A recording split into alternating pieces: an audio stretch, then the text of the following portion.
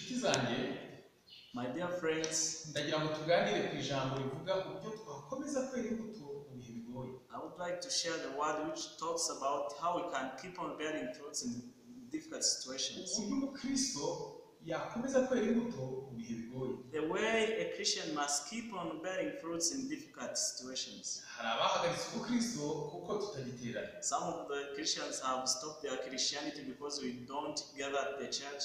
Biteguye gusubukura amateraniro yongeye kugaruka. They are getting ready to initiate again their Christianity when the churches are gathering. Ubukristo bwacu bugumaho.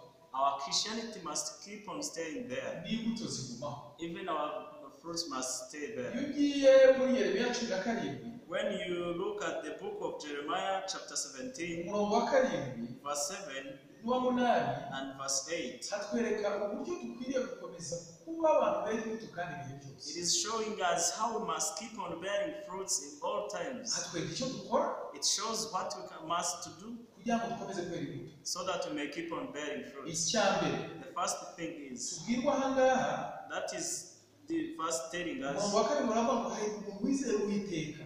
verse 7 is telling us that, but blessed is the one who trusts in the Lord, Uwiteka akamubera ikiri. whose confidence is in him. Rero kugira ngo ukomeze kwera imbuto ugomba kwizera Uwiteka, Uwiteka akakubera ikiri. So for you to keep on bearing fruits, you must trust in the Lord.